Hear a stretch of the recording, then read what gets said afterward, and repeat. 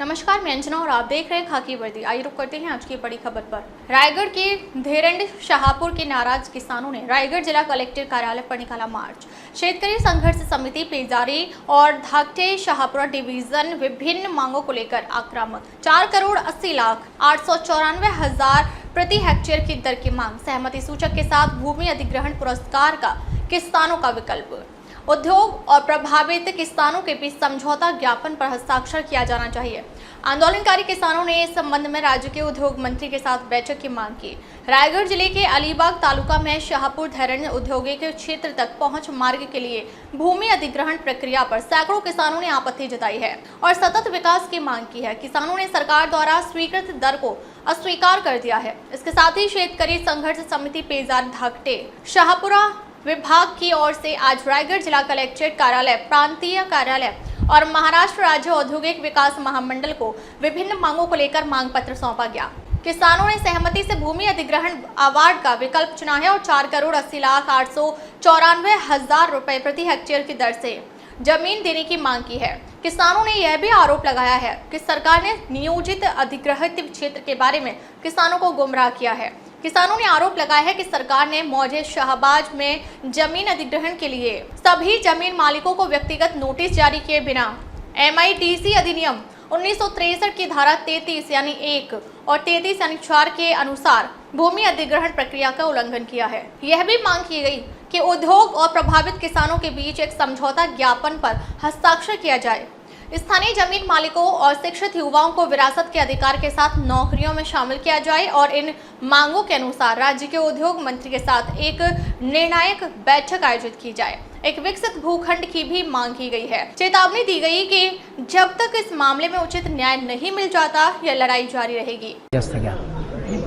Sir, क्या कहेंगे? किसान आक्रोशित है, प्रांताधिकारी कार्यालय पर आए हैं और यहाँ पर निवेदन जो है दिया है, क्या कहेंगे? क्या नाम है? मेरा नाम है सुदर्शन मधुकर पाटिल, मोटे शाहपुर। मैं किसान हूँ, मैं लीडर नहीं हूँ लेकिन मैं किसान हूँ। और यहाँ जो सब आए हुए हैं ये बाधित शेतकरी, मतलब जिनको नोटिस मिला है गवर्नमेंट की तरफ से, वो सब यहाँ बंधु और भगिनी यहाँ मौजूद है। हमारा एक ही न्याय तत्व से मांग है कि हमारा ये ज़मीन के लिए जो गवर्नमेंट का फार्मूला है वो हिसाब से हमें पैसा मिलना चाहिए।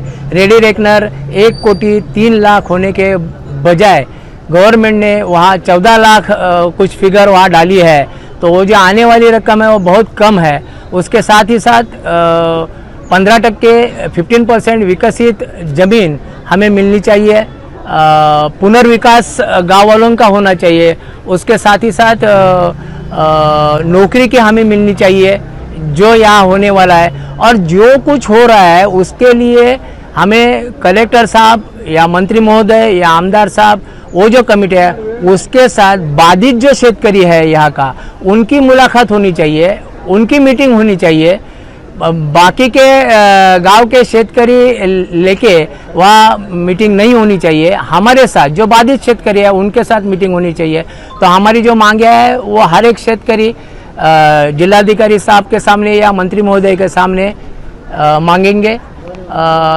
दूसरी बात यह है कि यहाँ का जो पानी का स्रोत रहा है, जहाँ से पानी ऊपर के खेती का नीचे के खेती में जाता है बारिश के टाइम, अगर वो रास्ता बन गया तो वो पानी का क्या? उनको नोटिस नहीं मिला है लेकिन वो भी बाधित शेतकरी होंगे क्योंकि पानी पूरा वहाँ फ्लडिंग हो जाएगा। जो ऊपर का खेत है उनका फ्लडिंग हो जाएगा। तो इसके लिए पूरा गांव जो है वो हमारा बाधित है। नोटिस आने दो नहीं आने दो, वो शासन ने देखना चाहिए। पूरा गांव बाधित होने वाला है। इसके लिए हम हमारी रास्ता मांगने के लिए या भू संपादन अधिकारी के ऑफिस में हम आए हैं। आम्ही सगळे धेरंड शहापूर क्षेत्रातले बाधित शेतकरी या ठिकाणी आज एक निवेदन घेऊन आलेलो आहोत। 2019 मध्ये शहापूर धेरंड औद्योगिक प्रकल्पाकरता आमच्या शेतजमिनींचं नोटिफिकेशन काढण्यात आलं। ती क्षेत्र, ती जागा होती जवळजवळ 736 हेक्टर आणि ह्या 736 हेक्टरवर हे भूसंपादन करण्याचा निर्णय तत्कालीन शासनाने घेतला होता।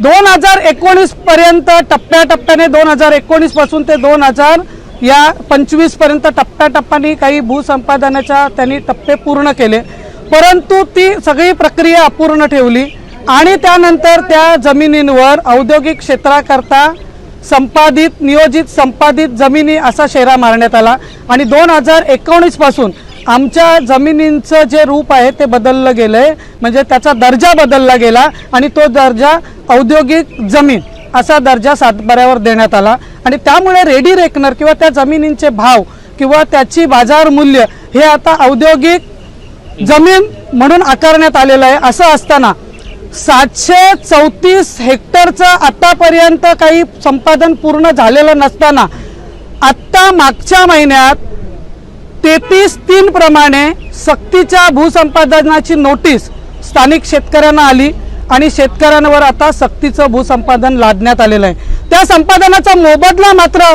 अल्पसा ठेवण्यात आलेला आहे आणि नियमांच्या विरुद्ध देण्यात आलेला आहे। आता आम्हाला जो मोबदला या ठिकाणी देण्यात येतो तो एकरी किती आहे शासनाचा? फक्त आणि फक्त 96 लाख आणि आम्हाला कायद्याने आणि नियमाप्रमाणे मोबदला मिळाला पाहिजे 2019च्या संपादनाच्या नियमापासून व्याजासहित 1,92 लाख, परंतु त्या मोबदल्याला बगल देऊन केवळ अल्पशा मोबदल्यात शेतकऱ्यांची फसवणूक करण्याचा घाट या शासनाने घेतलेला आहे। संपूर्ण संपादन जर तुम्हाला करायचं आहे 734 हेक्टरचं तर तुम्ही केवळ पोच रस्त्याचं संपादन का पूर्ण करताय आणि ते सक्तीचं का करताय हा पहिला सवाल आमचा शासनाला आहे। आणि तुम्ही देताय मोबदला तो नियमाप्रमाणे आणि कायद्याप्रमाणे आहे का? तर तो नाही। तर अल्पशा मोबदल्यावर आमची तुम्ही फसवणूक का करताय आणि म्हणून आमची या संपादनाला हरकत आहे।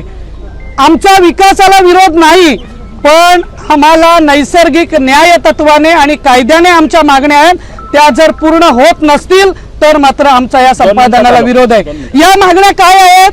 तर कायद्याप्रमाणे तुम्ही आम्हाला मोबदला द्या, कायद्याप्रमाणे तुम्ही आम्हाला विकसित भूखंड द्या, कायद्याप्रमाणे आम्हाला शेतकऱ्यांना तो रस्ता तिथून जात असल्यामुळे तिथे निर्माण होणारे प्रश्न आहेत, मग त्या पायाभूत सुविधा असतील, आमची घरं, आमचे गाई गुरांचे गोठे, आमची झाडं, आमचे मच्छीचे तलाव हे सगळं उद्ध्वस्त होणार आहेत, त्याची नुकसान भरपाईचा विचार शासन करणार आहे की करणार नाही?